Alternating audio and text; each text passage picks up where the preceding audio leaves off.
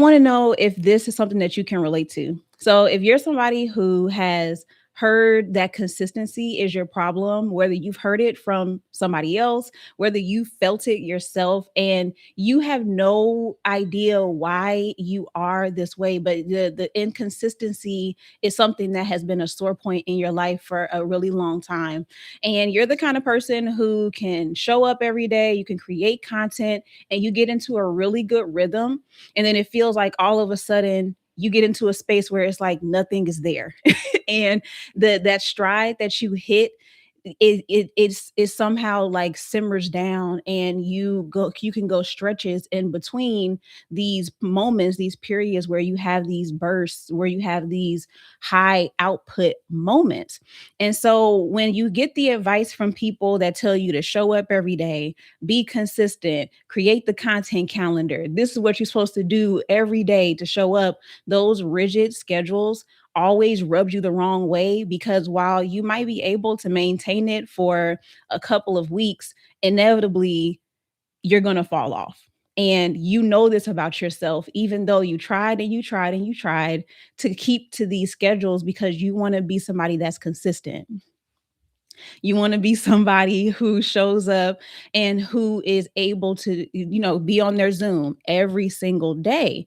And at one point, and you may still feel like this, that you believe that it's because you're lazy. And I want to let you know right now that that thought process is wrong, because laziness is not your problem. The problem is that you didn't understand that this is a part of your creative rhythm. You didn't know that until now, and I'm going to break down to you exactly what that means. But when you hear the typical just create, just show up every day, this is your schedule, stick to a routine, you notice that there was a friction there. It didn't feel like there was an alignment there. And one of the things that really is important for you, if this is who you are, is that you have to have a meaning to what it is that you do. It wasn't that you didn't want to post it. It's not that you're lazy. It was really that it has to mean something. And if the meaning for you isn't there, if it doesn't resonate with you, then you have a hard time executing it.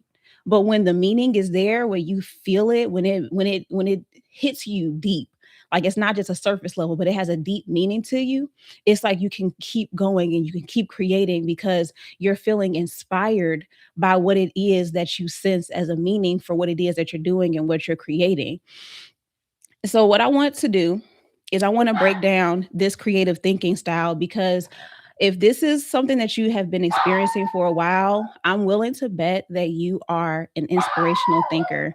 And I want you to know that this is my creative thinking style as well. This is where this is where my inspiration for even understanding creative thinking came from, because I had those struggles too, always feeling like I was inconsistent, I was flaky, I wasn't dependable. But when I learned that this was a part of my creative rhythm, and I understood what was happening in those moments where I wasn't able to put out the same style of content or the same energy in my content as I was before, and knowing what that reason was, it helped me to work with my creative flow so that I can find what consistency looks like for me. And by the end of this video, I hope that this inspires you to find what consistency looks like for you as well. And maybe you'll get a couple of ideas on what that looks like, so that you can start making the steps forward to be consistent and in your creative rhythm, not following somebody else's blueprint, somebody else's strategy or plan that doesn't take into account how your mind works. So, let's get into it, you guys. Resonate with you on an emotional level, which is very similar to how aesthetic thinkers may also present. But the biggest thing is that your motivation is an inward thing. It's not necessarily about the cohesion and the way that things come together externally like an aesthetic thinker would. So, as an inspirational thinker, you are drawn to storytelling. And I can attest to this as an inspirational thinker, y'all. I have such a hard time answering a question without telling a story. It's like it's almost impossible. Like Don't ask me to do it. Like if you want to get a direct answer from me, I can tell you yes, and then I'm going to tell you a story because that's the easiest and most effective way for me to communicate my ideas because oftentimes that's how it comes to me. And so storytelling, symbolic expression, and the atmosphere, that's what you are drawn to, and you love it when you're able to put people into a world. And I'm wondering if like that's where my love for things like Harry Potter came from. I'm like a huge Harry Potter fan, y'all. I mean, one of the biggest. Harry Potter has been one of the most like, I just don't even know how to describe what those books did for me. But I feel like the being able to be in another world and feeling like I'm immersed in that world was such an important feeling for me. Like that really resonated with me. And it makes me wonder, like, is that because of my creative thinking style? Like, I'm not saying you got to be an inspirational thinker to like Harry Potter, but I do feel like the way I feel about it, like it really like it means something to me for real. And I take it personally if there's ever any Harry Potter slander. So tread lightly, okay? Tread lightly. I'm letting you know that now. But then another aspect of the inspirational thinker is that creativity is described as this flow. Like it's just something that arrives. It's not something that is forced. And in fact, when you do try to force it, it often doesn't feel genuine. It doesn't feel right, and you might start to even get frustrated. And I don't want to get ahead of myself because we are going to talk about the challenges, but just some things to think about. If the way that you flow is that things have to align, things have to resonate with you on a deep level, you might be an inspirational thinker. And so I want to talk about the term being inspiration led because for a lot of people, I think that they see it as this passive thing, like this thing that just like, I'm just going to wait for it to happen. And that's the only way that you can show up. But that's not what that means, because you can function every day and show up consistently. You can show up every day as an inspirational thinker even when you don't technically feel inspired, and we're going to talk about that. But I don't want you to lock into that being the only way that you can create. But it is meant to describe how you arrive to your conclusions, or how ideas typically come to you is by inspiration. This is to describe your creative process, not your capabilities and how consistently or how often you show up. Okay. So I want to make sure that we say that. So the signal is something that comes from inside. You're not the kind of person that can schedule it. Like you can't schedule inspiration. That's just not how it works. And so one of the biggest things for inspirational thinkers is to learn not only to understand your creative flow and your rhythm, which is what we're about to get into next, but also understanding how to accommodate it while not allowing it to be an excuse. Okay. And I really get excited about this part because this is where we get to honor how we are made, how we're wired, but not letting that stop us from doing what it is that we know that we're capable of doing, which I know for many inspirational thinkers, that can be our hangup. There's so much that we are capable of, there's so much that we can see, and it almost is agonizing to be able to see what is possible, and to be inspired and to see these amazing things that could happen, but then also feeling like we're not capable of having it. It almost feels cruel to have these ideas but then also feel like I'm not capable of executing it. You are. And once you understand your creative rhythm, your creative flow, you'll be able to see how you can take both into account and start to see yourself progress and be the person who shows up, who completes what they start, right?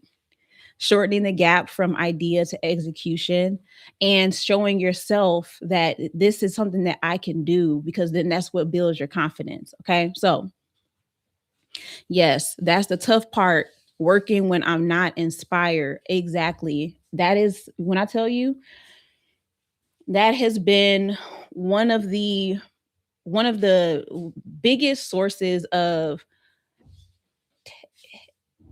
shame. I'm gonna say shame because that's really what it is. I was gonna say imposter syndrome, but I don't really ascribe to that. We can get into that in another video, but I don't ascribe to imposter syndrome, but I do know that it can end up being a big source of shame because how can I be such a creative person? How can I have videos that have gone viral? How can I have had all these opportunities, and when people listen to me talk they're like, "What? Like how does your mind work this way?" Or "I can't believe you don't have more followers." That's probably one of the like top things I absolutely hate hearing. Why don't more people know about you? I don't know. Tell them about me. That's what I want to say. But having that like having the ability to understand this and creating a rhythm and a flow where I'm able to show up consistently and understanding what consistency looks like for me and creating a plan to support it has been such a big game changer for me. So, let's talk about your creative flow as a inspirational thinker. You felt me on that one? I feel like you probably heard that a lot, Gil. I'm certain you've heard that a lot. Yes. Yes. Okay. So let's talk about this. So, at the core of an inspirational thinker, your our creative rhythm is cyclical and state dependent. Okay. Unfortunately, we are very subject to our feelings, okay, our emotions. That doesn't mean that actually I'm not gonna categorize that because we make emotional decisions, but I'm gonna get into the flow and I'm not gonna get ahead of myself. So it's cyclical and it's state dependent, so it's not linear and it's not schedule driven. We're not moved by productivity. So all of the things that we have available to us right now, like if you go and you scroll and you're like searching up consistency or content plans, content schedules, routines, you are going to likely get something that's very rigid, that is very dependent on you be having like that productivity mindset, but it's like being type A. And we're not type A people, but we can look like it. Like I call myself type A presenting. Like on the surface, people see me as a much more organized person than I really am. And so we can roll with the punches and we can go, but deep down we know that this stuff don't really work for us. Like these routines, these schedules don't really have an effect for us long term. And so the shame starts to come in when we have tried to do these things and we consistently hit a wall. Mm. Yeah, same. Exactly. So here is how our rhythm goes. It's a four-part cycle. So the first part is the reflection or the emotional processing. So this can look like journaling, meditating, praying, reading, just any time where you're able to slow down and to process, to reflect, and to just consider, what am I thinking about? How am I feeling? What's coming up for me? What am I noticing? This is where we get to tap into the part of ourselves, a part of our minds that is so potent and so effective. And because it's real, it's raw, it's in tune with what's going on, and this is where our strength, this is where our gold is. This is where your viral ideas, this is where your 6 and 7 figure ideas, this is where the ideas that are really going to take off, this is where they come from. They come from these moments. The next part of that is the inner clarity or the spark. And so we have this time, we're processing, let's say we're journaling. I'm a journaler. So let's say I'm journaling and as I'm writing, I wrote something down and I was like, "Oh, wait a minute. I got it." Like, this is something. Let's roll with this, right? From there, from that moment, that inspiration, that spark, that's where we have an expressive burst. And this is where the output happens. This is basically, that's a fancy way of saying that's where the content comes from. That's where the business ideas, the product ideas come from. That is where you do, that's where it gets out. Like, you take it, you processed it, you got the spark, and then you let it out. Boom, it's out there. After you've put it out there, then you retreat, recalibrate, get yourself back situated, and then the cycle starts over again. And so this cycle, honestly, is something that can happen in the span of a day. It can happen over the span of a week. It can happen over a month. It can happen over several months. Like, you can, this cycle is the cycle. Now, how quickly or how long that cycle lasts is going to depend on where you are in your life. But this, once you recognize the cycle, you're going to be able to identify where you are in your creative process, and maybe what you need to go back to, so that you can get yourself back into the rhythm. So that's the rhythm. And so if you've ever found yourself like hitting a wall or is feeling stuck, it's because you probably skipped a step. And for a lot of us, I know, especially for me, the part that is most critical that I can get into a habit of skipping, especially when things start to pick up, is that first step, the reflection and the emotional processing. That is one of the things that, as an inspirational thinker, it is absolutely non-negotiable. It is non-negotiable. We need to have those times, because that is where our best work comes from. That is where we get to create our most effective work, from those times of processing and reflecting. And it just so happens to be the one that, for many of us, I'm going to go ahead and say 99.99% of us tend to skip this step when we're feeling stuck. That's the step that we skipped. The second one that I would say is the other one that we can skip that can have us feeling stuck, is step number 3, the output. So we can get into spaces where we're processing so much, and so we're getting so many sparks and so many ideas, but we're not actually expressing them. So then we get built up, and then that's when we start to feel overwhelmed, and then we're like, I don't know what to do with this. I don't even know where to go. I feel so backed up. I'm not even sure where to take this, right? Like, creative constipation. That's what ends up happening. And so when you know that there is this thing that you need to create, right? You know, this thing that needs to get out of your head. And when we have these ideas, these moments, those sparks, those moments of clarity, one thing that I also want to add to it, because I know this is something that I am often challenged with, is that the things that we come up with and the sparks that we get oftentimes can be scary, because what we realize we are capable of saying, or what we recognize, what we start to see, might not land the way that we might expect it to, right? Like, we might be concerned with, okay, how are people going to receive this? Is this going to be combative? Is it going to be disruptive? And so sometimes we can also censor ourselves and water it down so much, to the point that now whatever we're saying doesn't have the same potency and the same impact that it could have had if we actually just expressed it the way that we received it. Okay. So let's talk about what we need to work well. So, an ideal day in the life of an inspirational thinker is spacious. You need lots of time.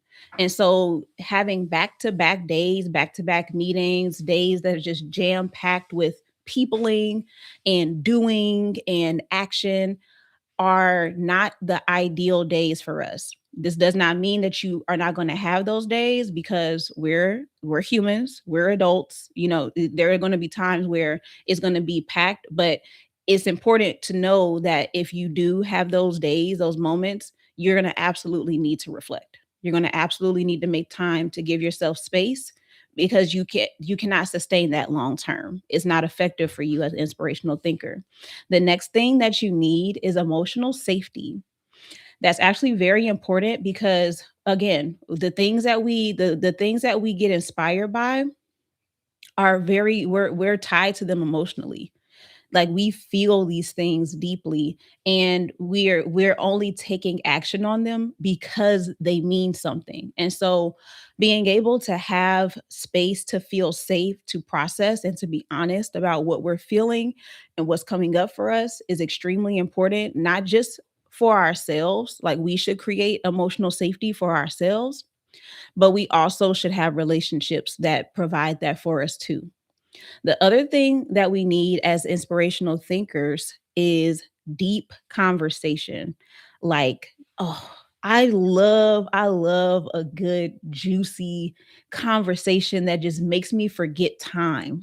Like, where we're just talking and it's just like, oh, this is just making my brain feel so good. Like the deep conversations, we absolutely need those because those also inspire us. Those feed us because we express deeply.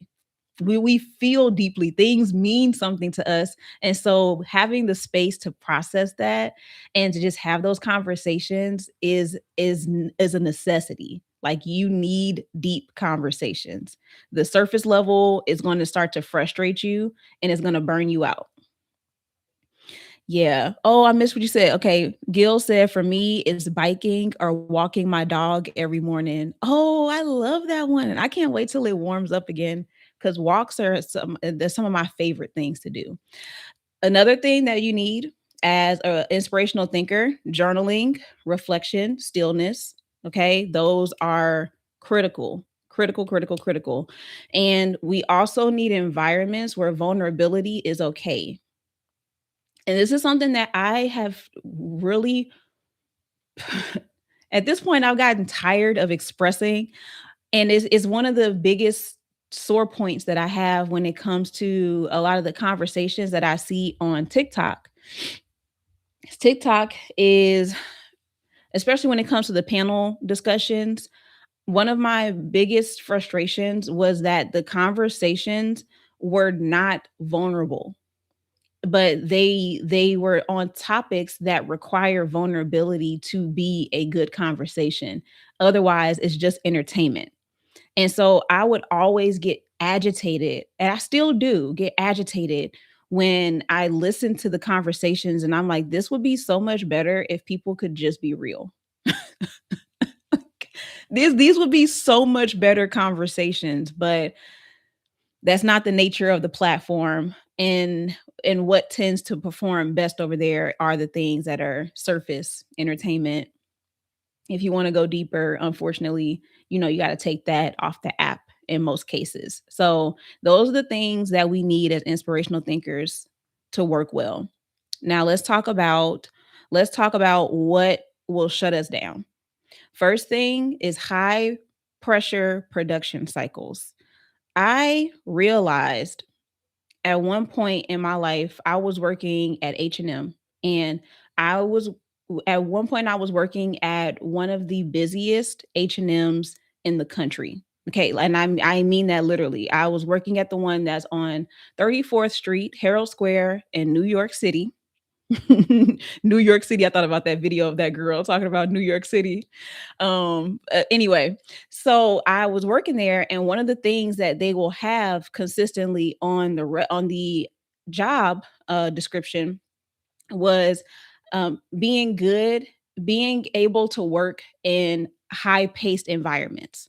And that was something that you would always see, especially when it comes to retail, when it comes to anything in the fashion industry, which is where my background is. And so this is what I was always seeing: high paced environment. You got to be quick, you got to be moving fast.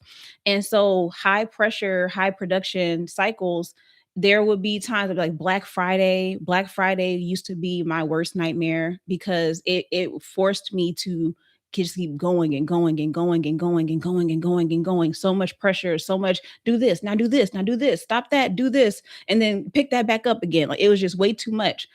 So the high production cycles do not work well for inspirational thinkers. It's not our strong suit.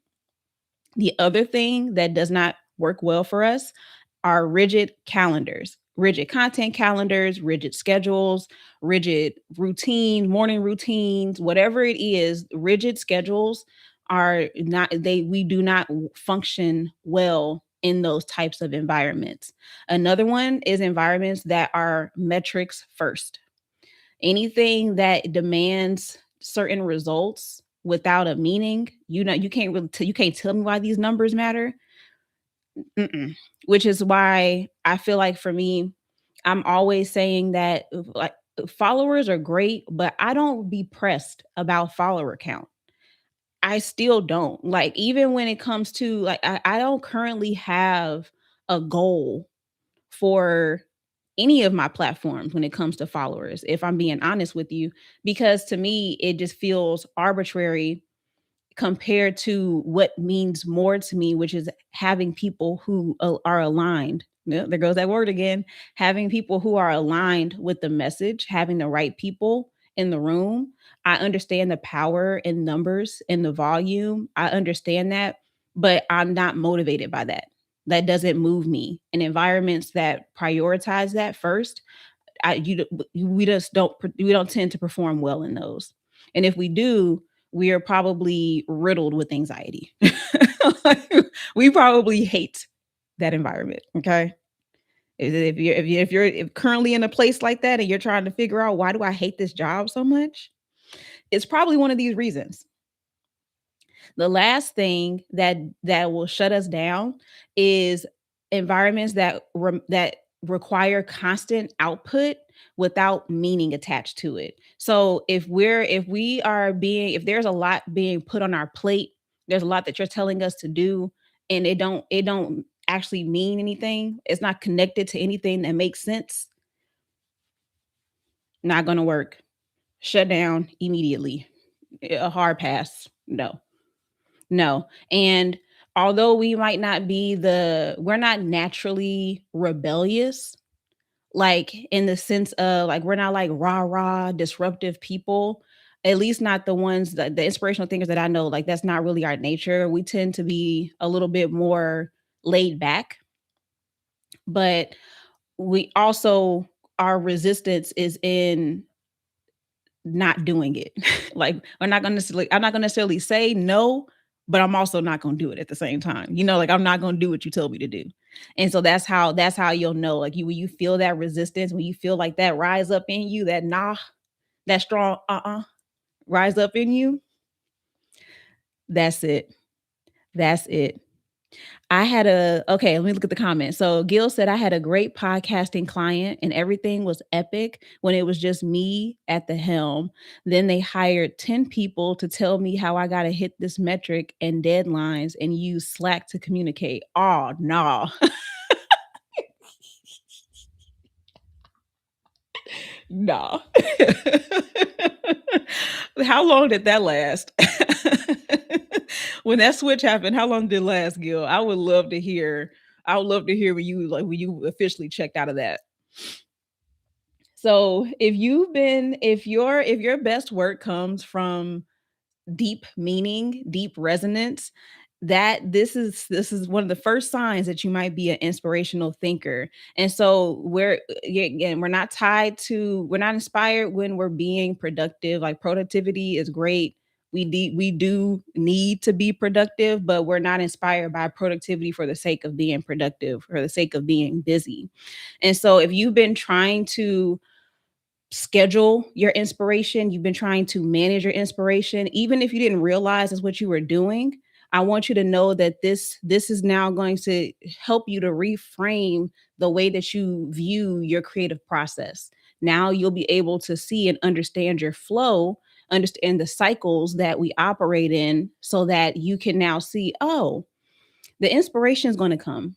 And when it does, it's important for me to take note of it and to express it as soon as I can. Okay. Again, Our goal with each of these creative thinking styles and breaking them down is to shorten the gap from idea to execution. All right. We need to be expressing and creating and iterating at a much more effective pace than many of us have been at this point of our lives. Okay. So, before we get into the core strengths of the inspirational thinker, because we got some strengths, okay, we got a few strengths.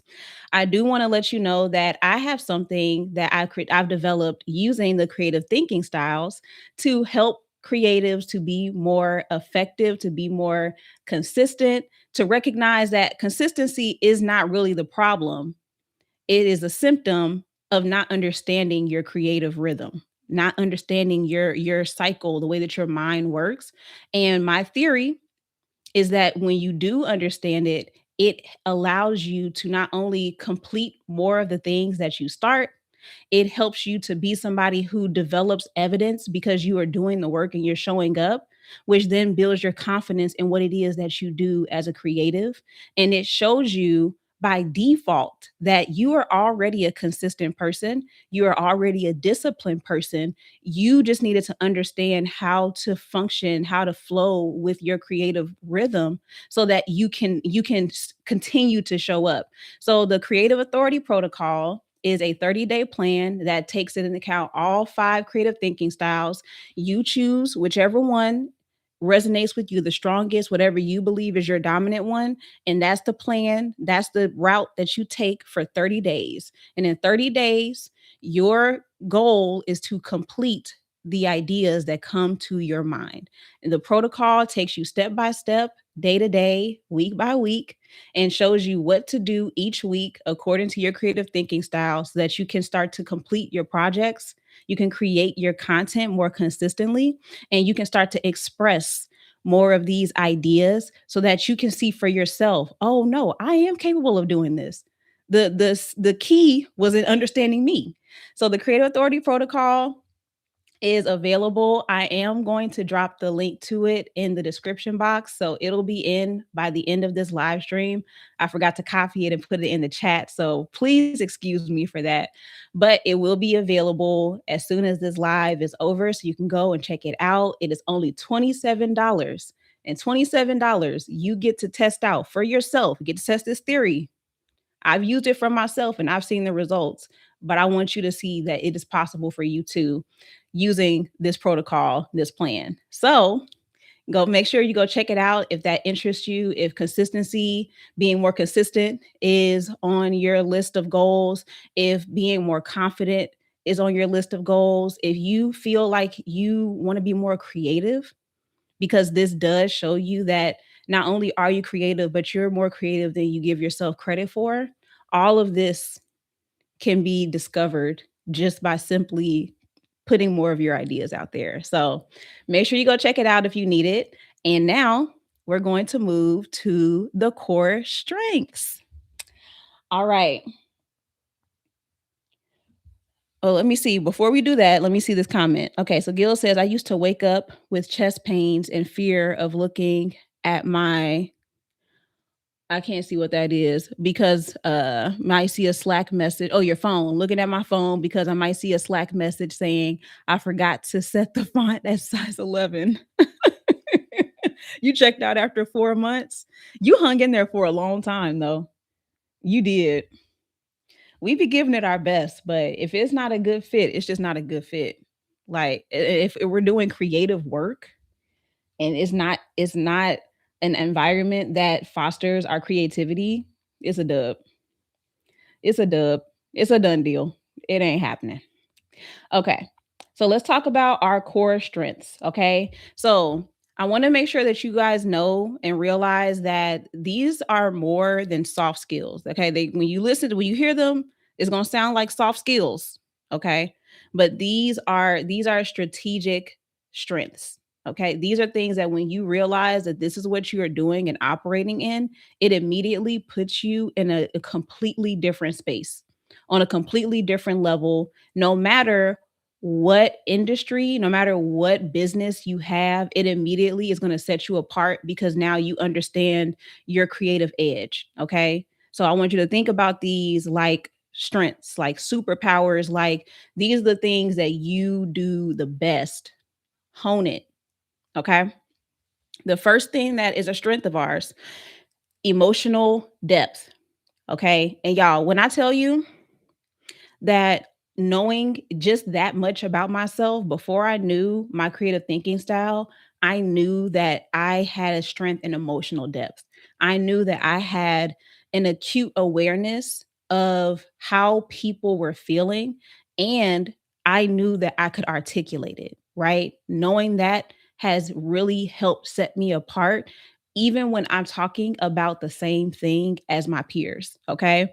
So it's one of those things that you can't necessarily put into words, which is why I think that we oftentimes lean into storytelling and lean into like symbols and different ways to illustrate it so that people can really feel what we're talking about, right? But we understand it. And so when because of this strength, people tend to feel very connected and like deeply intimately connected to what it is that we're saying. It feels like we're in their business. And people tell me that all the time, like, how did you know that? Like, get out of my head. But it's because I'm attuned to it. Like it's a strength that I have. I can almost like I can feel it. Like if you consider yourself an empath, you might be an inspirational thinker. I don't call myself an empath anymore. I do have empathy, but I don't the empath thing, it come with other connotations that I'm not really trying to feel. But this is why your messaging feels different. This is why when you post those videos that you just posted off the cuff, the thing that you thought about and you were just like, "Oh, you know what? Let me say this, like, this is just on my heart to share." That's why those types of videos, that type of content hits so hard because you are tapping into the emotions that people are feeling, and you are able to express it and articulate it in a way that they may not even be able to do themselves. That is a very huge strength, not only just as a human on a human level, but it also means that it makes you really strong in being able to sell. And you may not even realize this because you're not seeing it as a strength, but we make buying decisions off of emotion, right? I hope that we know that by now. If you don't know that by now, I'm gonna let you know. We make decisions emotionally and then we justify it with logic.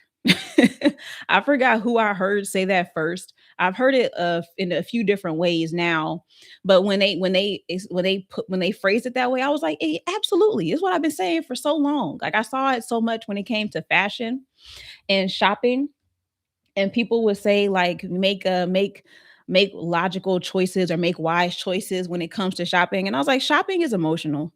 You're buying clothes for an emotional reason, whether it's a good emotion, a bad emotion. It's emotional. The clothes made you feel something, and that's why you bought it.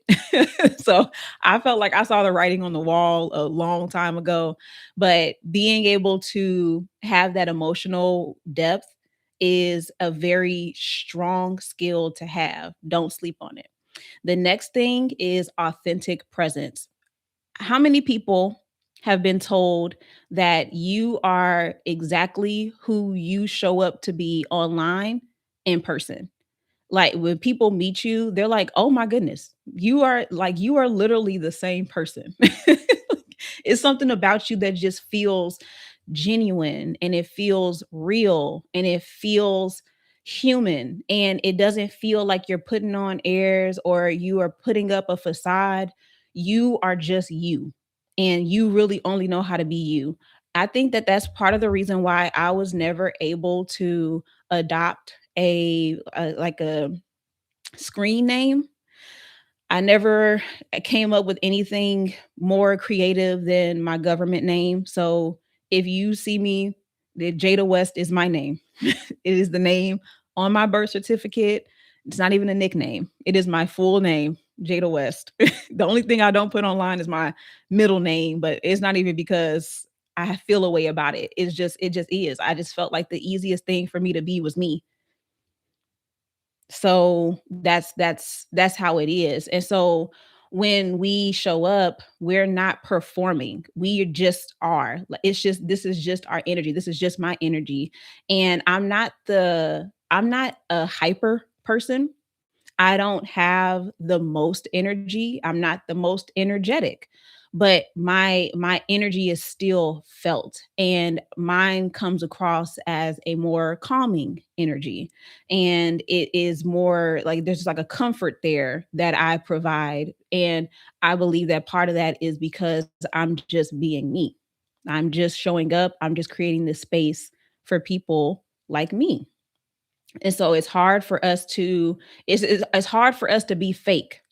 We won't even post content that feels fake. And sometimes it's hard for me to even act like in videos and like do like skits and stuff like that, because it requires me to not think about it so deeply or feel like I'm being misleading because I'm doing it. But my natural tendency is to just be me. Yeah, not an avatar. I wouldn't even make a good one because I would go off script every time and I would default to me. I'm just not it's not good. It's not good. So what you see is what you get. So number 3 is purpose driven expression. This is this is a strength, and it also can be a challenge. We will talk about that, but we're going to focus on why it's a strength right now.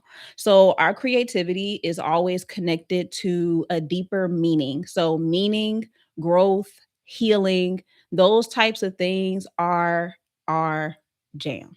That is our thing as inspirational thinkers. Anything that causes us to grow, to develop, to heal, to go further, to think deeper, to go beyond the surface, that is what our creativity is connected to. And that's what makes us want to do what we do. And so the why is always underneath the work. Everything that we put out, everything that we create is connected to a deeper why. There's a common thread, there's a common reason that we may not always express, but it's always there. It's always connected to something deeper. The next thing is intuitive timing. So I told y'all there's this thing that we got. It's like whatever you call it, intuition, spiritual insight, downloads, revelation, whatever it is, you got it. And it's something that is we can pick up when on when people are culturally or emotionally ready for something, or we can pick up on when, I'm not going to say trend or patterns, but there's just a feeling that we're in tune. It's like we're connected to the collective, and we're able to express that. And it's just something that's there. Like I can't really put words to it, y'all. Like it's just like a feeling, like it's like a knowing, like you just feel it deep down. And so it comes across like luck, and you may even be somebody who has been called lucky. Thinking about it now, my son was just calling me lucky like the other the other day. He's like, "You're so lucky," and I was like, "Why do you say that?" And he's like, "Because you got this, and this works for you, and this always works, or you always things always work out for you this way." And I thought that that was interesting at the time, but I do get what he is saying. You know, like I there is just like this timing that we have where it's just like it's just right. It's just right. And there's no explanation for it. There is no real rhyme or reason, but it's the that knowing that we have, like that alignment, like that it just feels like, "Oh, yeah." And then we look up and we're like, "Dang, that worked out. That wasn't that hard." Like, yeah, that all came together. And sometimes you just feel it. Like I often have times where people will come to me, like clients I'll have conversations with clients, and maybe they are feeling scared, or they're apprehensive that something that they're about to do is going to work out. And I always, like, on record, and I'm usually always right about this too. But I'll be like, it's going to work out. I don't have any other way to describe it to you. I don't know why I feel this way, but it's gonna all work out. And every time, without fail, it works out. It just does. And so that is another gift that we have. That's a strength that we have is our intuition. The final thing that we have that's a strength that if you ain't listened to nothing else I said in this whole list, please tap into this ability. Okay. Is the ability to move people. There is something about the way that we talk. There's something about the things that we recognize and we realize that is influential. It just moves people. Some people will say you've got charisma. Some people will say that you are a prolific speaker or you are someone who is, people may literally have called you inspirational. You inspire me to X, Y, and Z. Whatever it is a gift. It is a strength because it's tied to your creative thinking style.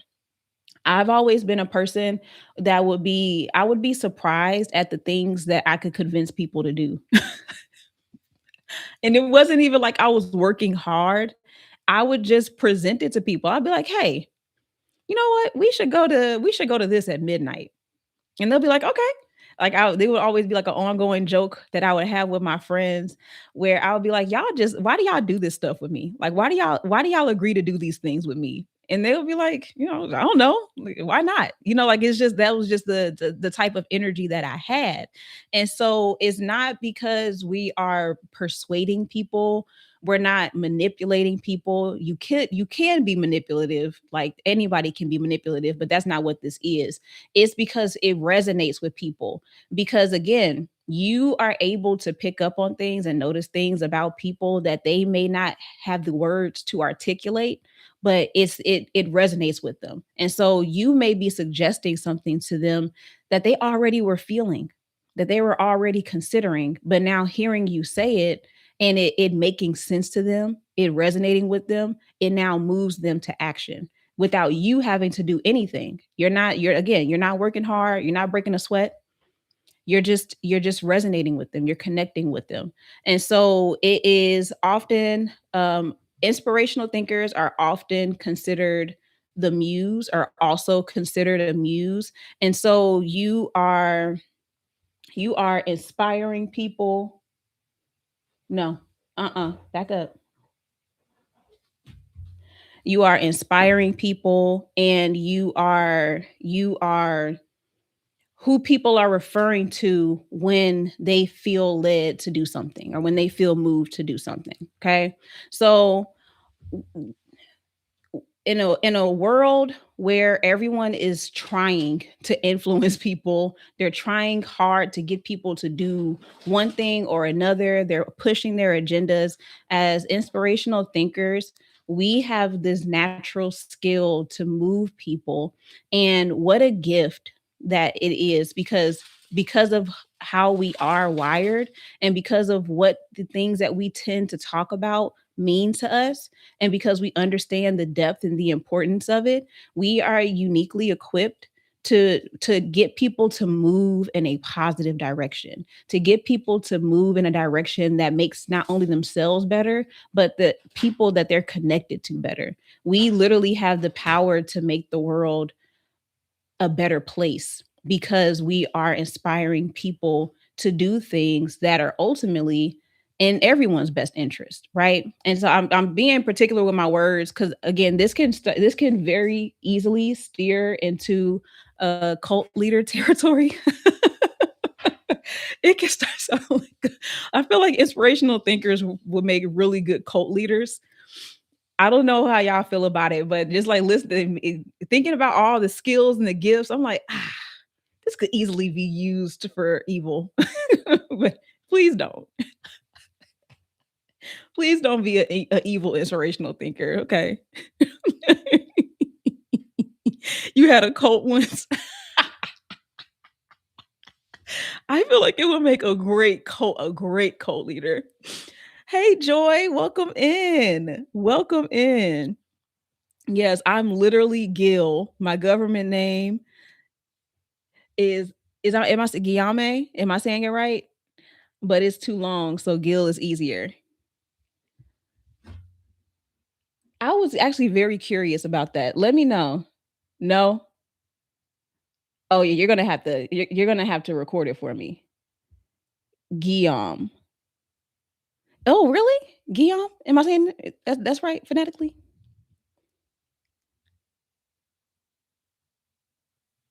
Okay. Okay. Say it in a video for me, Gil. Once I hear it, I'm never gonna mess it up again. Promise. Promise. I take names very seriously. So until I hear it, I'm gonna keep saying Gil because I'm not gonna play in your face like that. Oh, in your ear, I guess. Ugh. None of those sounds good. None of those sound good. I'm gonna get your name right though. I got you. Okay, so let's talk about some of the common challenges.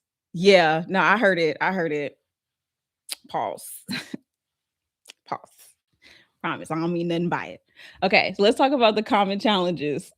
So I've hinted at a few of them. So let's just get into them. Let's just rip off the band-aid. And I'm gonna go through them one by one. So the first challenge as an inspirational thinker is inconsistency. Okay. No, I spent all this time talking about you're not inconsistent and you're not, but you are a little bit at the same time. Sorry. Okay, let me talk about it. I'm gonna break it down. So, because our output fluctuates, we are not always up here. Like, it's not always high energy, high input.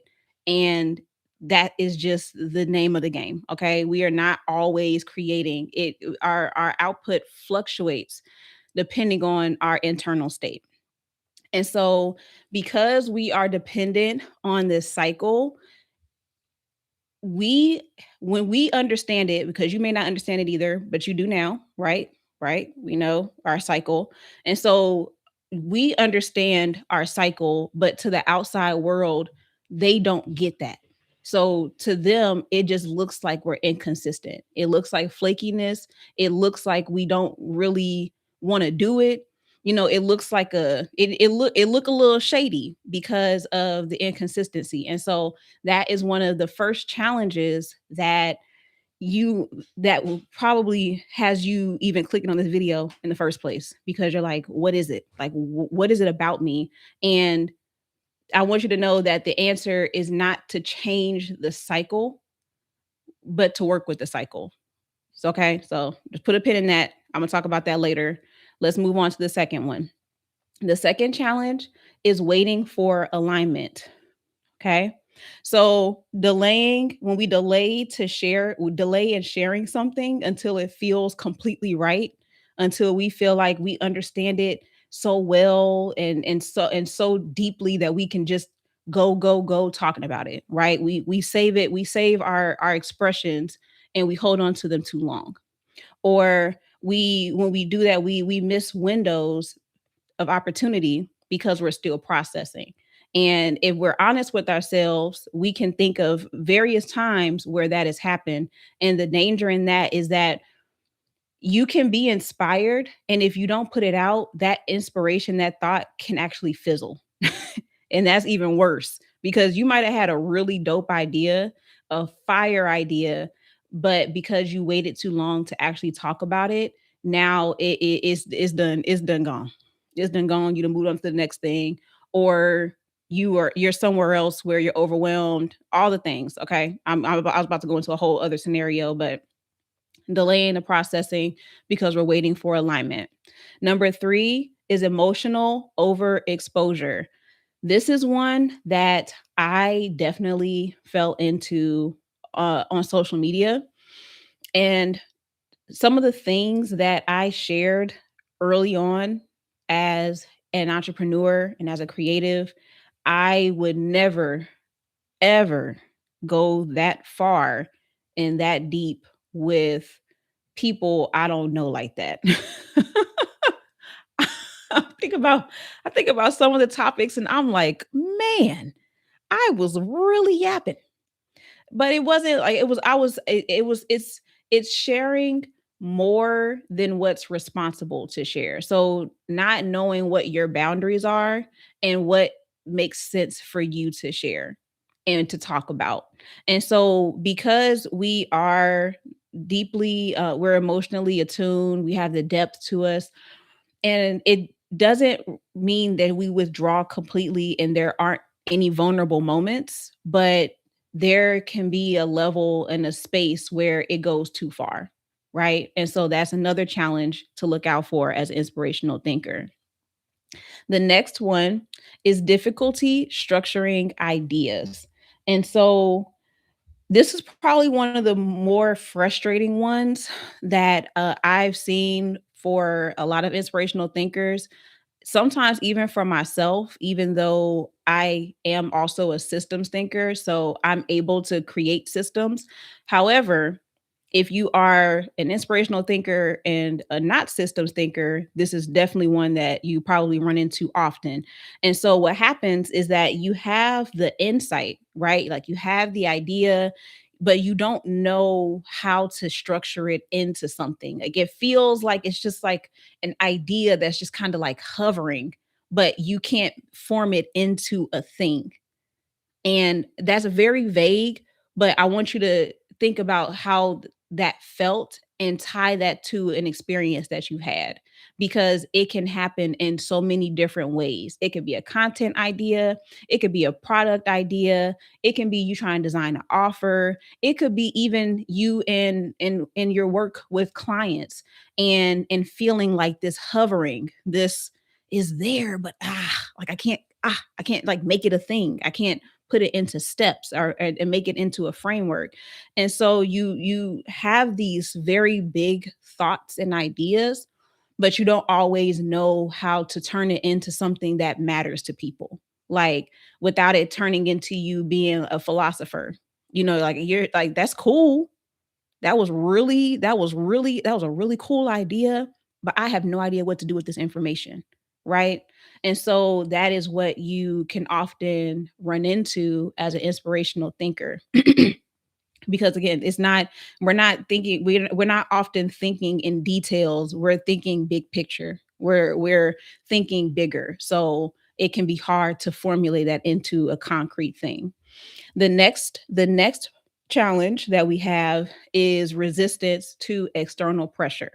And so this is particularly important because not all pressure is bad. And I've talked a lot about rigid structures not working for us, but that does not mean structure doesn't matter or that there isn't a structure that would work for us. It's just the way that the structures have been created, the systems have been created, and the ones that are the most popular are being pushed on us when that's not the only way to do it, right? So I want to make sure that I acknowledge that this is not where we don't need an absence of pressure, but there is it's like a dance. It's like a very delicate balance at times with how much pressure is healthy versus how much is pushing me too far, pushing me in the wrong direction. So too much structure can slow us down. It will slow us down. It's not even a can. It will slow us down, but we also do need something that we can work with that makes sense for us, that flows. And so it when we're resisting it, to people it might look like we are avoiding accountability or responsibility, or it can look like we are trying to be rebellious when what we're really doing is protecting ourselves. Because even if we can't articulate, I'm an inspirational thinker, this doesn't work for me, it doesn't feel right. Like, ah, I can't move on this. It's not meshing with me. Like this feels like it's going against something in me. And so the resistance that we have is often our way of protecting ourselves. But again, some structure is necessary. Some form of structure, some system is necessary so that we can implement our ideas, right? But that's the challenge that we can run up against. The last one is mood dependency. Okay. This one, y'all, it was so bad. I mean, like real bad. It was early stage me, early entrepreneur, Jada. I'm still pretty early entrepreneur, but beginning, right? Was it was so I showed up when I felt like it. And that's just ain't even no fancy way to say that. I showed up when I felt like it. And if I was not in the mood, I was not showing up. And it was frustrating because that's where that shame would kick in again because I know I should show up. I know I should be doing X, Y, and Z. Should is what I'm supposed to be doing. It's irresponsible of me. And then also it felt like I also can't think. Like, what am I going to say? I feel like if I pick up my phone, we just gonna be looking at each other because I don't know what to say because I'm not feeling it. The inspiration's not there.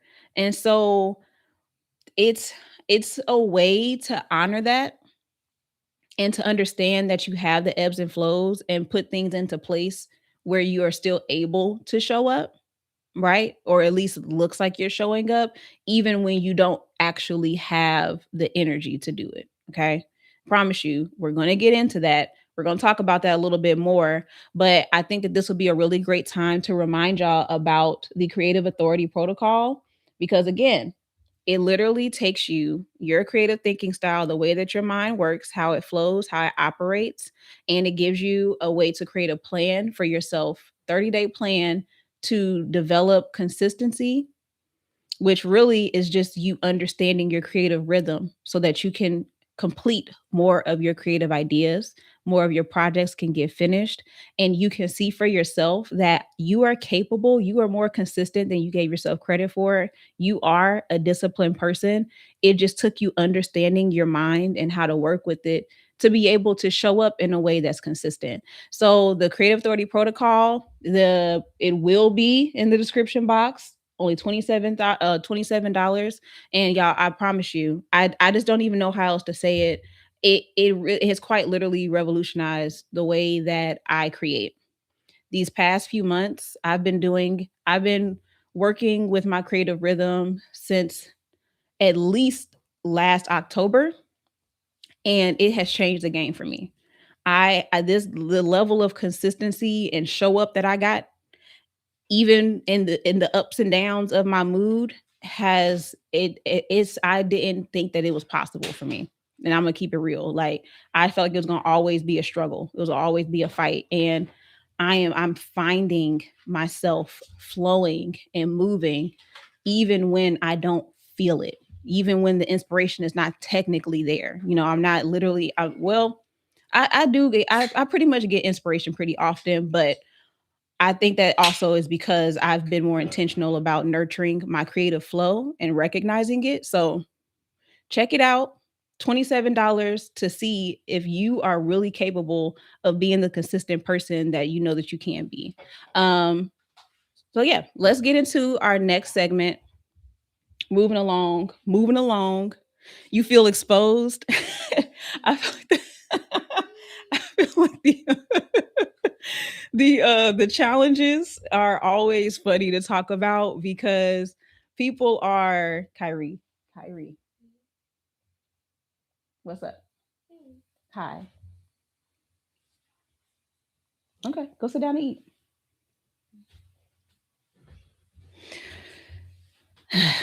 Y'all say hi to the little one. I don't want to be consistent. I want to go hide under a rock. I know, but you can't, Deanna. You can't. You got to show up, girl. But you know it. You know it.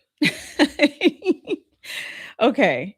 So let's talk about where we thrive as inspirational thinkers. So I felt like this would be fun. Let me put it this way. Each one of the creative styles that I've done the breakdowns for, I come up with a new category for each of them. And so this is one that I didn't do for the other creative thinking styles. And I am so sorry, y'all. I promise I'm going to circle back and I'm going to cover all the spots that the other creative styles didn't get that they didn't get the information for. But the series is this is my first time doing this series too. So we in this together learning. But I feel like this will be a really fun one so that you can see if you're already in the space that's a strong fit for your inspirational thinking style. So let's get into it. Oh, wait, let me see what you said. So this is that true battle. I did better at the start than I do now in entrepreneurship. Deanna, if you're going to be on the call that we have tonight inside of the collective community, I would love to talk to you a little bit more about that or hear a little bit more about that. So if you're going to be there tonight, hold that thought for me. Okay, so let's talk about the spaces. So strong fits for the inspirational thinker. Strong spaces are creative arts. So literally creatives, writing, music, filmmaking, spoken word, coaching and mentoring, healing or therapy spaces, community leadership, brand storytelling, personal development, live and spontaneous content formats, live stream, mission driven work. So those are the spaces. As an inspirational thinker, you are a strong fit as a storyteller or a content host, public speaker or facilitator, a visionary founder, cultural commentator, or a community builder. So, if you are already in those spaces or if you find yourself drawn to those spaces, you are already tapping into your inspirational thinker even without realizing it. So, yeah, and I know for you, Gil, you already fit it because you're already in the creative arts. It's so cool to me how we gravitate to what actually is for us naturally. So what they need in this environment, what they need in their environment to thrive is autonomy. Okay. I think that's why so many of us are drawn to entrepreneurship because we quite literally need the autonomy. Not saying that you can't have that in your job, but so many jobs have a hard time not micromanaging people and hovering and not and like allowing them to actually do their jobs that it's you'll be hard pressed to find a space that lets you do that naturally that is outside of entrepreneurship. Also, where emotional expression is welcome, that is actually very important. If we can't talk about the emotions, the feelings behind things, mm-mm. Where environments have a clear purpose, where you're not micromanaged, okay? You're going back to the autonomy and you have room to respond to inspiration. So again, going back to the like that fast, high-paced environment, high pressure, high stakes, not our best work. It's not happening there. So what will shut us down in these spaces is when metrics dominate creative decisions, which is a big problem in a lot of spaces when it comes to the creator economy. Inflexible deadlines, systems that don't account for the human element, and emotional expression treated as a liability. I remember I remember how uncomfortable it felt the first time I cried at my job. And I was crying out of frustration because I was getting feedback from my manager at the time, and what she was telling me was so frustrating to me because I didn't understand what she expected me to do. Like I wasn't the expectations were not clear and the feedback that she was giving me didn't feel like it was tied to anything that made sense. If I'm being honest, it didn't even really feel like the work that I was doing made that much sense. Like I didn't really feel like it mattered. You know, like it felt like we was putting a lot of effort and energy into stuff that really didn't mean anything and that was aggravating to me by itself. But then to get feedback that was so unrealistic to me. I was like, I don't get like what are you telling me? Like I don't know. And it had been a hard day. It was just a lot going on. And I started crying. And so I when it happened, I immediately felt so uncomfortable and I don't remember if I apologized or not for crying, but that was something that I had got into the habit of doing because it felt like it was a crime to express my emotions. I was frustrated and I felt like I'm not rejecting the feedback, but I am confused by it. And I am overwhelmed and I'm frustrated. and it doesn't feel like I can express that. And so I could feel how uncomfortable she was with it, and it was probably her first time telling somebody about the section in the it was a clothing store. I worked at H&M. So probably the first time she had somebody cry because of feedback, but I felt away. I felt away. So having to being able to if your emotions are treated as a liability, that'll shut you down. Hey Adrian, welcome in. My overwhelm comes out the same way. Yes, yeah. If I'm overwhelmed, I am likely to cry. I'm likely to cry. Okay, it's the tears are going to happen, and I feel like that shouldn't be so abnormal. I don't know how we became this society that is so weird about tears and emotions.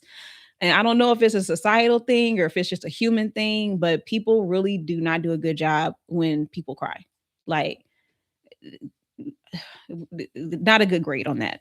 We collectively need to do a better job of being able to handle people expressing themselves.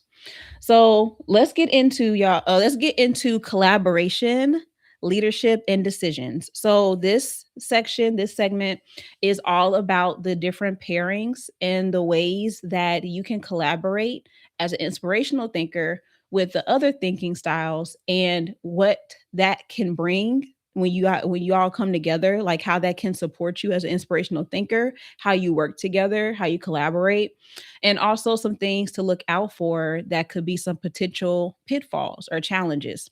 So the first pairing that will be like just a match made in heaven is an inspirational thinker and a systems thinker, because the inspirational thinker is the muse. We're the ones that are coming up with these amazing ideas and concepts. We're not the only ones that are doing this, but we're talking about us right now. Okay. So I'm gonna talk about us like we're the only ones that do it. Don't take this any other way, other thinkers. Okay. We all have our gifts. But those get back to it. So we bring the inspiration, and the systems thinker can build the structure. So they're the ones that are able to take those abstract things that we come up with, all these vibes and feelings and ideas that are just like up in the air, and the systems thinkers can take them and turn them into something that can be executed, and turn it into a plan, and turn it into a system, something that can be repeated, and something that we can continue to do. And the combination is just like beautiful, because again, we got the idea, and then we have the ability to execute it. The thing to watch out for with this combo is that you don't want the systems to overstructure the spontaneous moments, right? So the structure doesn't come too soon, or if it's not too rigid, then it's an amazing combo. So just watch out for that though, because systems thinkers, they like when stuff makes sense. Things need to make sense for them. Like they got to understand it. And so just watch out for that when you're connecting with a systems thinker. The next combination that is a beautiful combo is the aesthetic thinker. So the aesthetic thinker is the one that's going to refine your ideas and polish it. So whether that is content, whether that is an event, whether that is a product, they are able to take it and externalize it. Like let's put it that way. They're able to externalize it. So the systems thinkers, they help implement it, but the aesthetic thinker, they're the ones that like form it and turn it into something. So imagine like a designer, fashion designer is coming up with the design, right? They're the ones that maybe they're the ones that drew the design, and the aesthetic thinker is the one that can actually create it. They're the one that can actually put it together and or not organize it, but put it together in a way where they can take that idea and put it out there in a way that holds true to the original vision. The thing to watch out for with aesthetic thinkers is over curating to the point where the feeling is now lost. And so you want to make sure that is as polished as it is and as beautiful as it looks, that it still holds the meaning that the inspirational thinking gave to it in the first place. The next pairing that is very good together, I feel like this is like a little like this is like a slightly chaotic combo, but it's like fun at the same time, is divergent thinkers. So divergent thinkers are the ones that can bring fresh angles and fresh perspectives to your work, and they can really make it like unexpectedly bold and just like, oh, they just bring like this energy to it. And so what you want to watch out for with the divergent and inspirational thinker is like all vibes, no work. like, like we're all like in this, and then the inspirational thinking is like, oh my God, and then it can do this. And so like we're having a great time with this powwow. Well, we got to make sure that something actually gets executed after that. So that might be a good time to, go ahead and wrangle back in the systems thinker to make sure that something actually gets done. But the divergent thinker, also they're good at keeping things fresh. So where your original inspiration may not stay there forever, the divergent thinker is able to give you all these different angles and ways to approach it so that it can keep it alive. It gives you things to test and to try, and then your inspiration can come back around, right? Like there's so many different ways that this combo, this pairing can work together really well and effectively.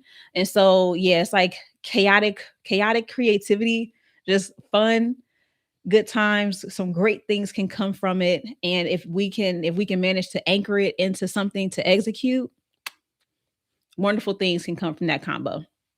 So the pairings that would be harder for inspirational thinker, not impossible, but more of a challenge would be the lateral thinker. And that's because lateral thinkers, um, we can have really great deep conversations because lateral thinkers are also very deep thinkers, but lateral thinkers are not, their strong suit is not execution. And so it can end up being a really great combo, but no execution. Like it don't nothing come from it. So you have to be mindful of that. You can pair with them, but someone's going to have to be the person that's going to be like, okay, now what's next? So to make sure that the ideas don't just live in that conversation. So that's what we got. That's what we got. So those pairings, if you are in a group, if you're on a team, if you are a solopreneur but you are looking to work with other creatives and collaborate with them, start paying attention to their creative thinking style so that you can have people who think differently than you do, and you can have people who, it's like iron sharpening iron. And so you want to have people who have a different perspective and have a different way of working so that you can see what happens when we come together. And that's one of the things that's been my biggest driving factor when it comes to expressing and like breaking down these creative thinking styles, is so that we can see where we shine and where we need support so that we can get back to working together well and collaborating well and building stronger effective teams. Like when we can see that our creativity works so beautifully together, when we understand how it functions, oh, it's just so good. It's so good. And so keep that in mind. Now that you know yours. Hopefully, you know yours. If you don't, come talk to me. I can help you figure it out. But if you know yours and you know what to look out for, then you're in for some really strong pairings and combos in the future with other creatives.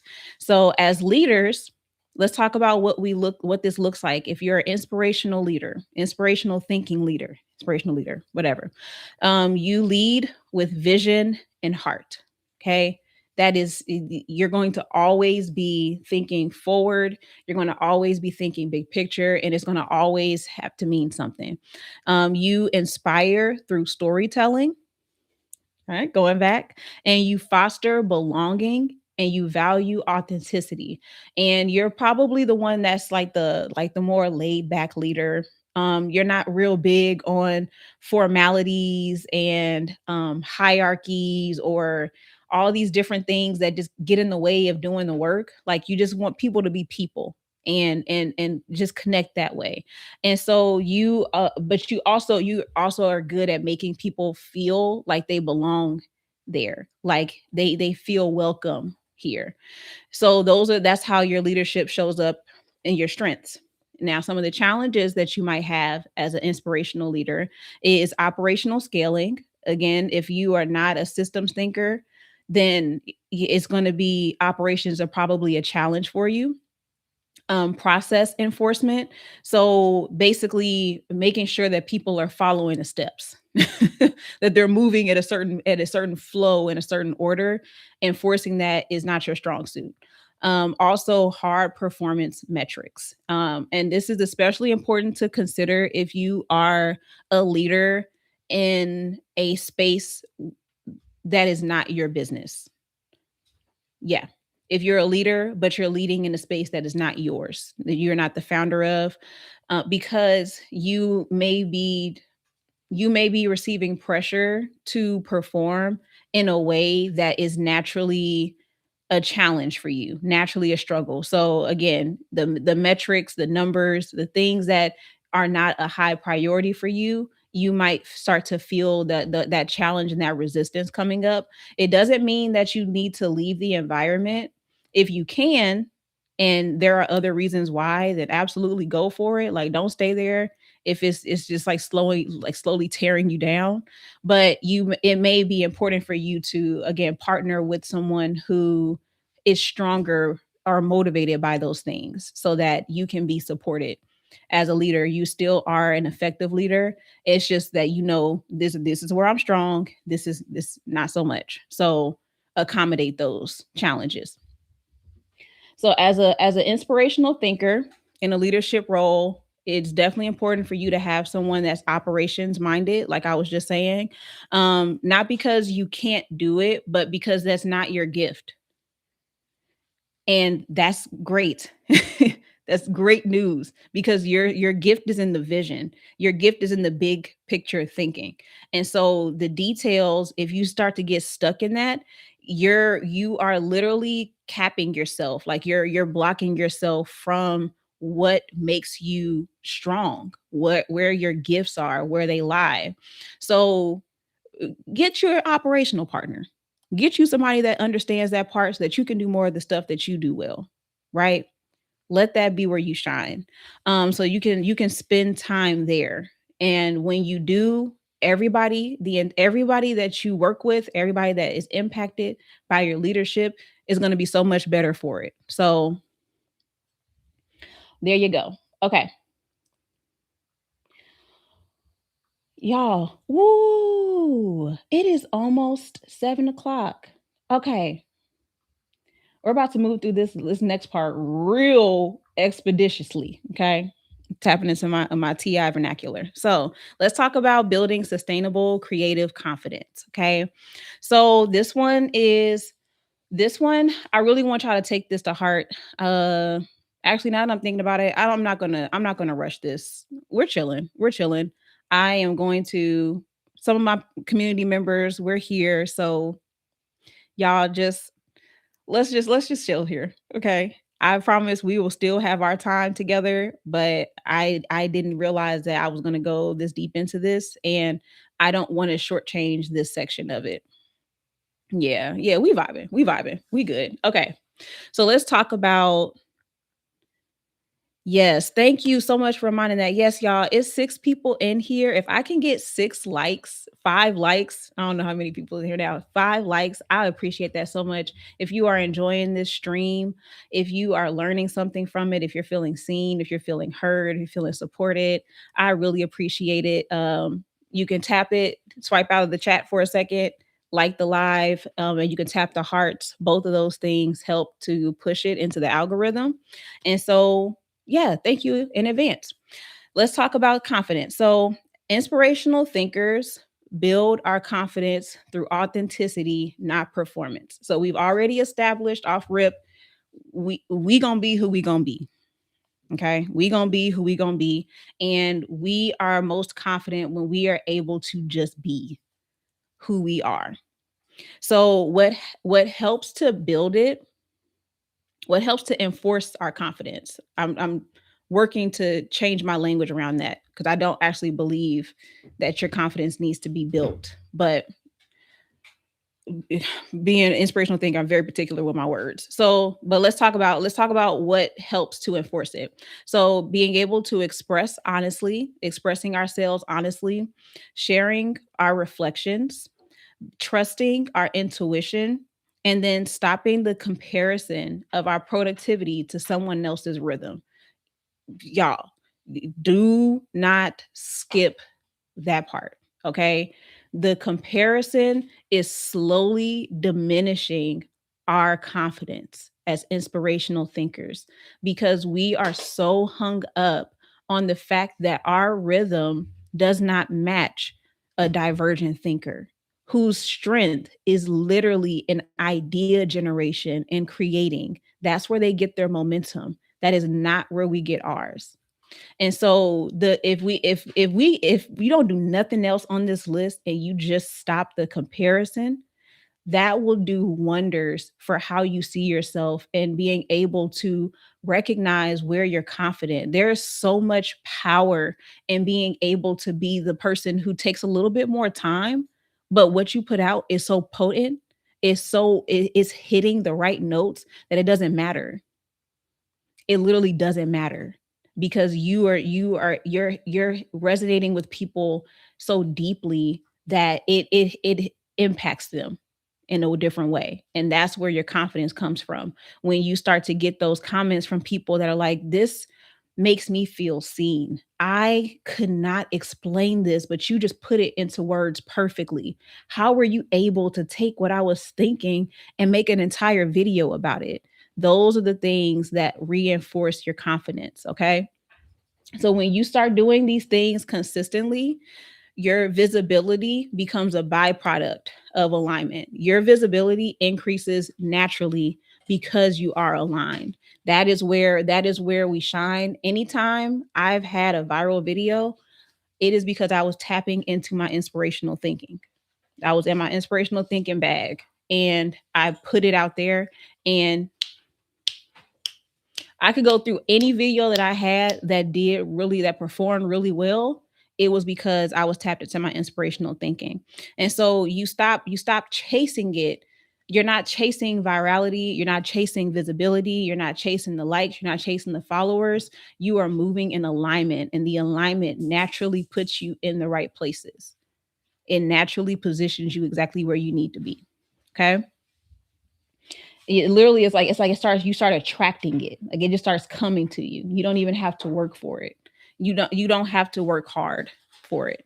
It just comes because you showed up. So the challenge that we have when it comes to visibility is not in being seen. For most of us, we don't have a problem with being seen, but we do have a big problem with being misunderstood. Ooh. Ooh, if you ever want to make my big toe itch, misunderstand me, especially if you're doing it willfully, or if it looks like that to me, like that's what I'm perceiving, that you're doing it on purpose. Heated. I'm heated. I can't stand it. I cannot stand it. And so it's off putting because of how deeply we think and how intentional we are in the meaning that what we put out has for us. That's what really starts to like make it rubs us the wrong way. And so the more visible that you get, the more that increases, the more likely you are to be misunderstood. And it's like as you grow up, the misunderstanding level, the likeliness, it goes up with it. And it makes me think about Kev on Stage. If y'all know y'all should know who Kev on Stage is. That man's he's famous now. So Kev on Stage, I've been following him for like years, so long. I have been a member of his Patreon for since before the pandemic. I've been a Patreon member that long, and it is the only creator I have ever like financially supported consistently for this long. But I just there's a connection that I feel like I have to what he does, that it just keeps me around. And so one of the things that I've been noticing as he gets more and more famous is that he has more instances now where people are taking what he says out of context. Like they were mad at him for saying that he started at the bank. He was working at a bank, and now the bank is like the sponsor for the red carpet that he's on. And people took that and they were like, "Well, what's wrong with working at a bank? Have y'all seen that?" They're like, "Well, what's wrong with working at the bank?" That's not what he said. He didn't say that. Hello, hello, hello. Did we read the same post? Cause where you get that extra context from? And so I'm seeing it, and it's like I've been seeing it so often, like the past few weeks, where it's like back to back. Like everybody is taking so much of what he says out of context. And I remember I was talking to my mom about it one day, and I was like, "Man, is that what I have to look forward to? Like, does that mean like the further I go, the more visible I get, the more people are going to misunderstand me?" Oh, I'm second guessing things now. I might be reconsidering. And so, all of that to say, that is one of our biggest fears is being misunderstood. And the unfortunate truth is that the more visible that we get, the more we are going to be misunderstood. It's just the relationship that we have with it. And so when you know that that's a challenge, you understand that that's a challenge for you. You now know what might be at play, that is like where you're resisting your own growth, where you're resisting your own development. So that was my point in bringing that up. So knowing that that is inevitable, and knowing how you feel about being misunderstood, it's important for you to learn how to navigate that now, and how to still show up and not allow that fear of being misunderstood to be the barrier to your visibility. Okay. So mm, I did like a whole, I have something for that topic, being misunderstood. I might make it a part. I might keep the series going, y'all, and I might make that a part of the series, and just keep talking about it, because I don't feel like the series is over. Just the way that I've been doing it is this is the final thinking style. But I do want to talk about that more, like that fear of being misunderstood, and where that comes from, and what that looks like to navigate it, and to keep showing up knowing that that's going to happen. So just be on the lookout for that, because I definitely have more to say on that topic in particular. But some of the things that can help us to further our development are light structure. That's the first one. 'Cause remember, it's not the absence of structure, but the rigid structures do not work for us. So, light structure, systems that are intuitive, systems that go with our natural flow, go back to our creative cycle, our rhythm, and let that be your inspiration for what structure looks like for you. The next thing are creative containers. So, weekly reflections, theme based creation series, like what I'm doing, that I learned through my creative thinking style, that series are one of the most effective ways for me to show up consistently. And so that's why now I create in series. I don't just create one-off videos. I literally like create within a container, so that it helps me to remain creative, but it also lets me tap into what feeds my creativity, what fuels it. The next thing is to have clear limits around emotional sharing, going back to those boundaries, going back to what we know, like I would, no matter what, this is just not a topic that I'm going to dive deep into. Or I'll talk about this, but up until this point. So being clear on what that looks like. The next thing is strategic partnership with complementary thinkers. At this point, we know what our strengths are, we know what our challenges are, right? We know that for many of us, we are not operational thinkers. Even me, I have my systems side of me, but I am still very much an inspirational thinker. And so having a systems thinker is very helpful for me because then I get to spend more time in my inspirational bag. So having those thinking styles that complement you, that support you, are going to be very important. And then separating inspiration from perfection. Okay. They're not the same thing. Go back to, if you are struggling with perfectionism, if perfectionism still has you in a chokehold, go back to the series that I did on perfectionism and how it is ruining your creativity. That was a series that I did before this. And I broke down the different ways, the different areas that is impacted by perfectionism. And I talked about the difference between excellence and perfectionism, because what most of us are really aiming for is excellence, but it ends up becoming perfectionism because our fears get in the way.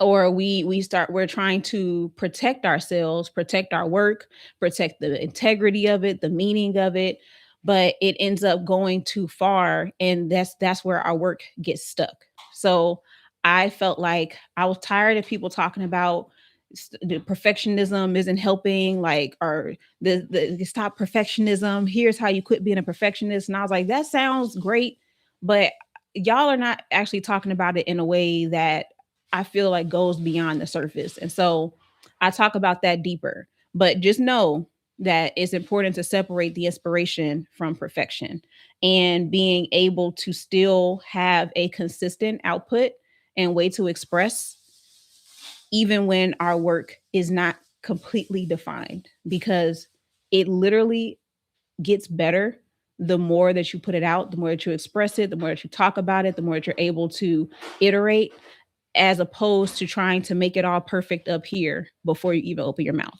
Okay. One of the things that helps us when it comes to building our momentum and maintaining our momentum as inspirational thinkers is honoring our creative cycle, and more importantly, expressing ourselves more often.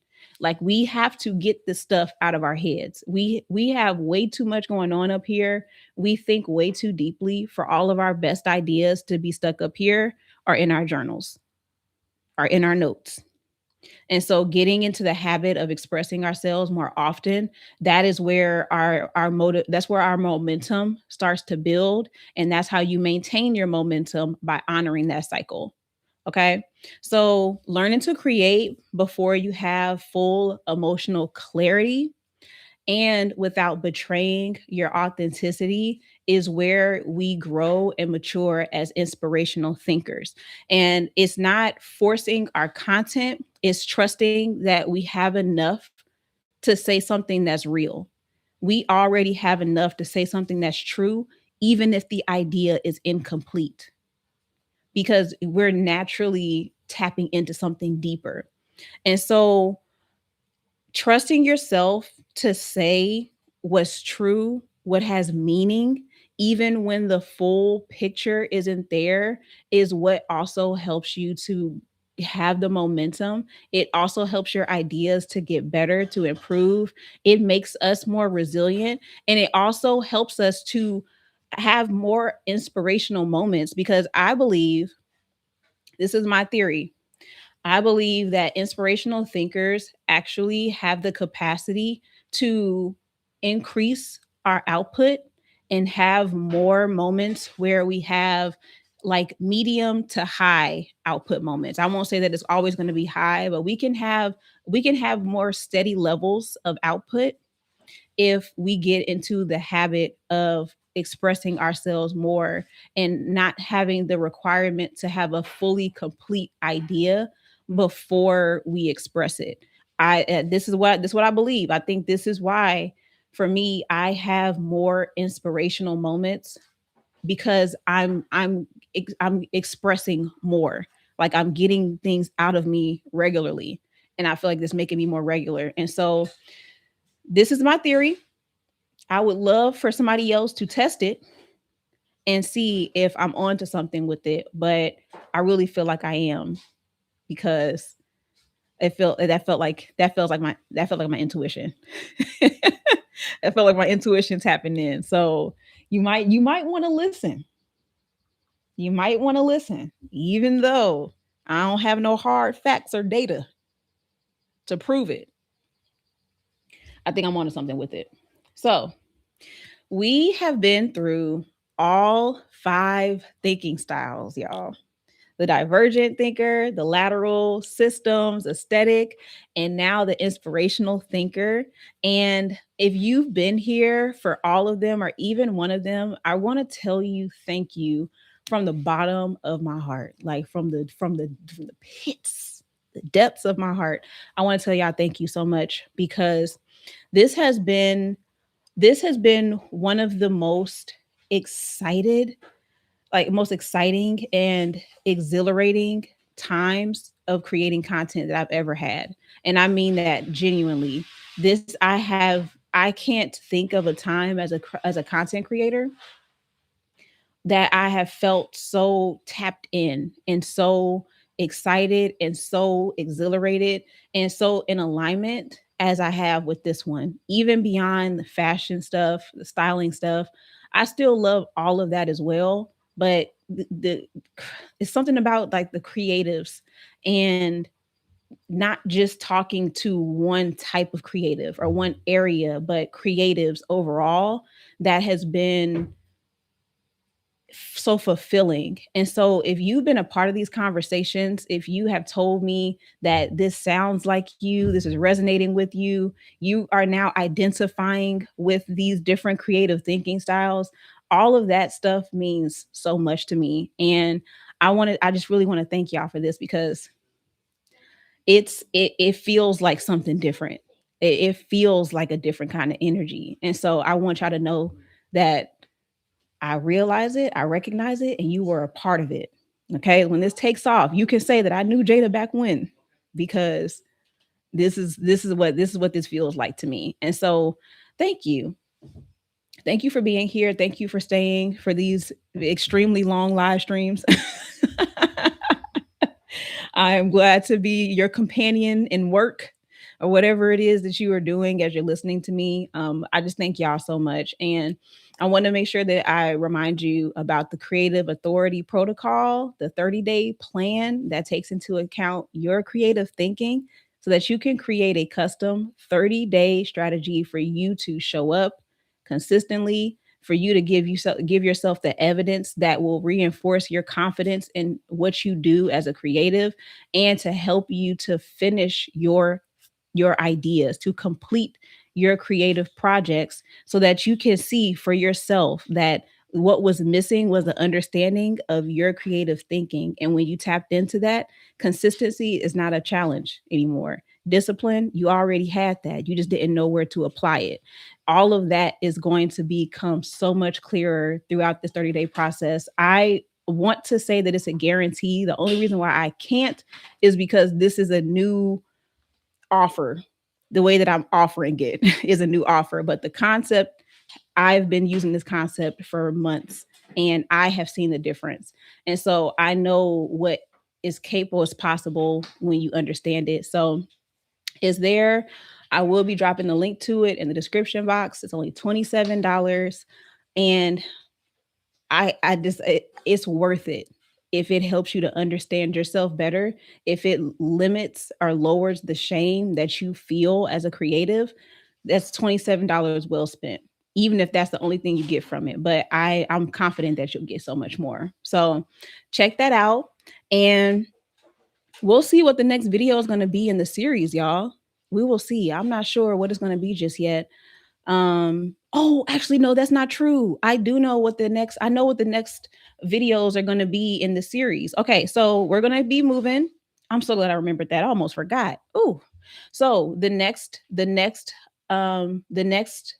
topic within the creative thinking styles are perfectionism and how perfectionism shows up for each creative thinking style.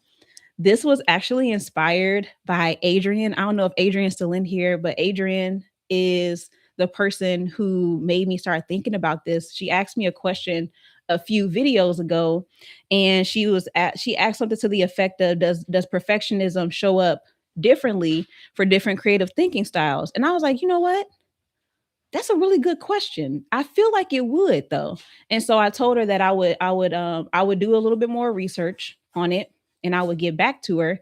And so I did it. I did the research and I tested it out on TikTok on a live to see how people responded to it.